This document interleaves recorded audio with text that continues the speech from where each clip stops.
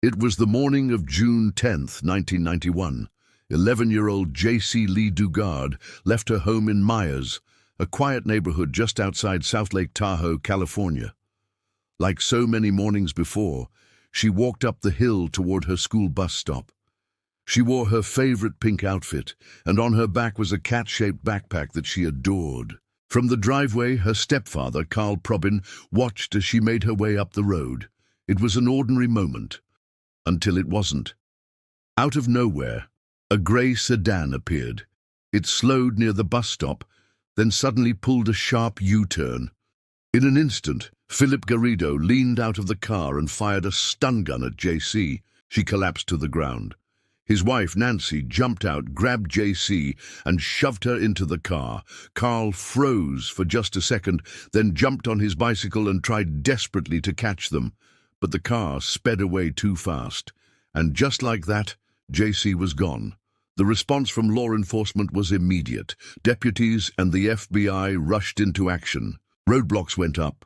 Helicopters circled overhead, and officers searched cars leaving the area. Flyers with Jaycee's smiling face were printed and handed out everywhere. Within hours, her photo was all over town. The community refused to stay silent. Neighbors tied pink ribbons on trees, mailboxes, and storefronts, turning the town into a symbol of hope. It became known as the Pink Ribbon Campaign, a reminder that Jaycee was loved and that people wanted her back home. For weeks, the search consumed South Lake Tahoe. Her disappearance was even featured on national television shows like America's Most Wanted. But despite the roadblocks, the helicopters, and thousands of tips that poured in, Jaycee never came home. Her family was left with nothing but questions. Carl, who had seen the abduction with his own eyes, was devastated, and Jaycee's biological father, Ken Slayton, was also investigated and cleared. Yet, the family remained under a cloud of suspicion as authorities chased every lead. For 18 long years, Jaycee's disappearance was a mystery. Her mother, her stepfather, her sister, they lived each day in unbearable pain, always hoping, always wondering, and never giving up. Her story is more than just survival. It's about how a young girl's disappearance exposed serious failures in law enforcement, sparked national conversations about child safety, and most importantly, showed us the unbelievable resilience of the human spirit. And when I say unbelievable, I really mean it, because what Jaycee Dugard went through, it's something most of us couldn't even imagine. Jaycee Dugard was born on May 3rd, 1980, in South Lake Tahoe, California. She wasn't some extraordinary celebrity or public figure. She was just a normal kid, sweet, shy, curious about the world. Friends say she loved animals, reading and exploring outside. She had this gentle personality, the kind of child you could never picture anyone wanting to hurt. She was only 11 years old when her life was stolen away. June 10th, 1991 started like any other school day. Jaycee slipped on her favorite pink jacket, packed her lunch, and began walking up the hill to catch the school bus. Her stepfather, Carl Probin, stood in the driveway watching her. And this is the heartbreaking part, because he saw everything. A gray car pulled up. Inside were Phillip and Nancy Garrido. Phillip stunned Jaycee with a taser. Nancy dragged her into the car, and in seconds, they were gone. Carl jumped on his bike to chase after the car, but it disappeared too fast. Can you imagine that guilt? To witness it, to try to stop it and fail. He carried that pain for years. The reaction was immediate. Carl called 911.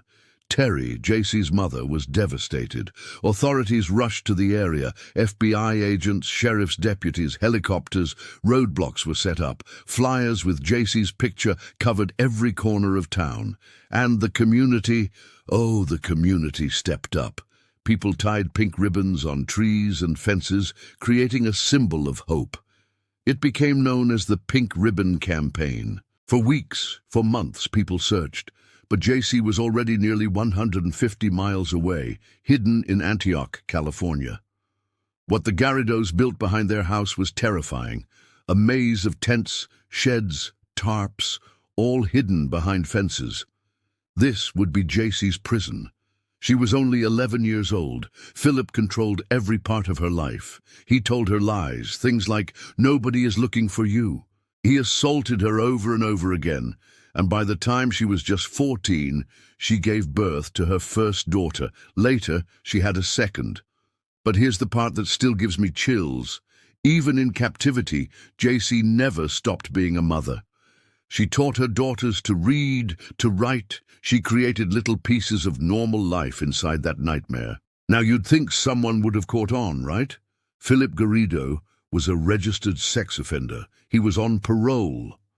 Officers visited his house multiple times. Neighbors reported seeing children in the yard, hearing strange voices. But somehow, nobody looked closely enough. Nobody checked the backyard. For 18 years, Jaycee was right there, hidden in plain sight, and the system failed her. Meanwhile, her family never stopped searching. Her mother, Terry, said she felt Jaycee's absence every single day, every birthday, every Christmas. There was always this empty chair at the table. Imagine 18 years of that, 18 years of not knowing whether your child is alive or dead. Hope becomes both a comfort and a torture. Then, in August 2009, something incredible happened. Phillip Garrido showed up at UC Berkeley with two young girls, Jaycee's daughters. His behavior was so bizarre that campus police pulled him aside. Those officers trusted their instincts. They thought, something isn't right here. They called his parole officer, and that small decision changed everything. When Garrido was questioned, his answers didn't add up. Finally, Jaycee stepped forward. She whispered the words no one thought they'd ever hear. "I am Jaycee Dugard." 18 years after her abduction, she was free. The world was stunned. Jaycee and her daughters were rescued. Phillip and Nancy Garrido were arrested. He was sentenced to 431 years to life. Nancy received 36 years to life. But the questions remained. How did this go on for so long? How many chances to save her were missed?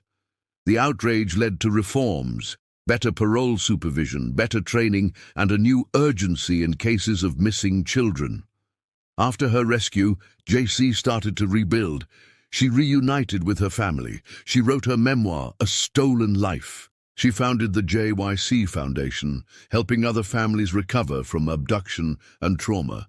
And maybe the most inspiring part, she's not defined by her kidnapping. She's defined by her resilience. Jaycee Dugard's story isn't just about tragedy, it's about hope. It's proof that even after years of silence, justice can still come. So if this story moved you, do something about it. Report missing children immediately. Support organizations like the National Center for Missing and Exploited Children. Awareness saves lives, and if you believe stories like Jaycee's must be told, subscribe, like, and share this video. Because remembering her survival honors not only Jaycee, but every family still waiting for their child to come home.